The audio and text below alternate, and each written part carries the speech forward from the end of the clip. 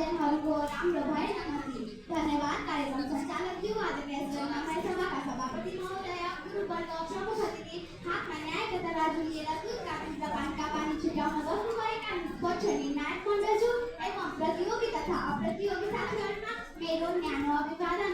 आजको यस नगर ट्याक्सनद्वारा आयोजित वाद विवाद प्रतियोगितामा म कक्षा 7 की छात्रा कोड 7 लिएर उपस्थित भएको छु। आजको यस वाद विवाद प्रतियोगितामा म पक्षबाट धर्मता विद्यार्थी भन्ने शीर्षकमा आफ्ना तर्क अगाडि राख्न चाहन्छु। कृपया शान्तसँग मेरो कुरा सुनिदिनु हुन विनम्र आग्रह गर्दछु। साथीहरू, पूर्व वक्ता मित्रले भन्नुभएको थियो कि यो भौतिक विश्व र धनभन्दा ठुलो संसारमा केही छैन, धन बिना विद्या प्राप्त हुन सक्दैन।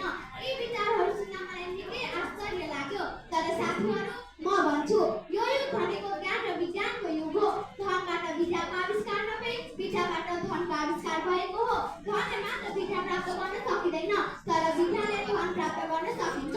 मानिस धनले होइन, विद्याले ठुलो हुन्छ। उदाहरणका लागि कवि भानुभक्त आचार्य, महाकवि लक्ष्मीप्रसाद देवकोटा धनले ठुलो हुनुभएको होइन, उहाँहरू पनि विद्याले नै ठुलो हुनुभएको। यदि धनबाट मात्रै विद्या प्राप्त हुने भएका भए त संसारका सबै धनी मानिसहरू मात्रै विद्वान हुन्थ्यो होला।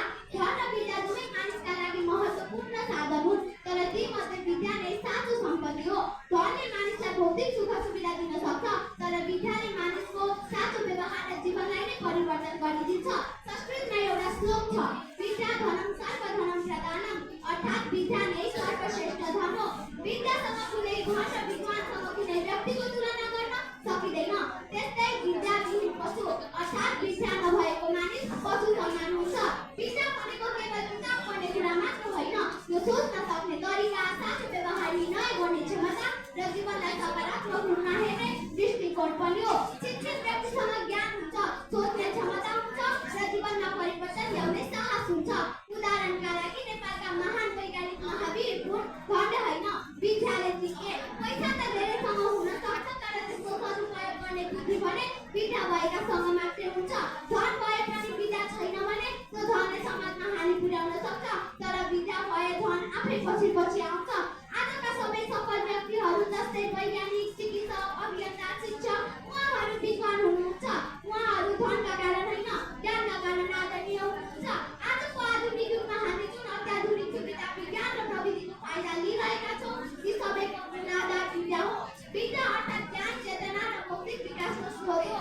Internet, rocket, computer, mobile phone जस्ता अत्याधुनिक सुविधा केवल धनको कारण होइन, बुद्धिको, सिकाइको र अनुसन्धानको अर्थात् ज्ञानको परिणाम हुन्। विद्या नहुने हो भने त हामी कल्पना पनि गर्न नसकिने अज्ञानताको अन्धकारमा अल्झिने थियौँ। तर आज हामी अन्तरिक्षमा गएका छौँ, ग्रह नक्षत्रको अध्ययन गरेका छौँ र रकेट बनाएर चन्द्रमामा पाइला राख्न सफल भएका छौँ। यो सबै विद्याकै तेजबाट सम्भव भएको। धन भनेको जीवन चलाउने साधन हो, तर विद्या भनेको जीवनमा दिशा देखाउने शक्ति हो। धनबाट तपाईँ कुनै पनि सामानहरू किन्न सक्नुहुन्छ, तर विद्याबाट तपाईँ कसरी जिउने, कसरी निर्णय लिने र कसरी सफल हुने भन्ने कुरा बुझ्न सक्नुहुन्छ। गौतम बुद्धले धन र राजपाट छाड्यो। किनभने उनलाई थाहा थियो कि धन क्षणिक छ, तर विद्या अमर छ। यदि धन ठुलो हुन्थ्यो भने गौतम बुद्ध आज पनि राजा हुन सक्थे, तर ऊ राजा होइन, सन्त बने, किनभने उनीसँग ज्ञान थियो। धन भनेको त हातको मैलो हो।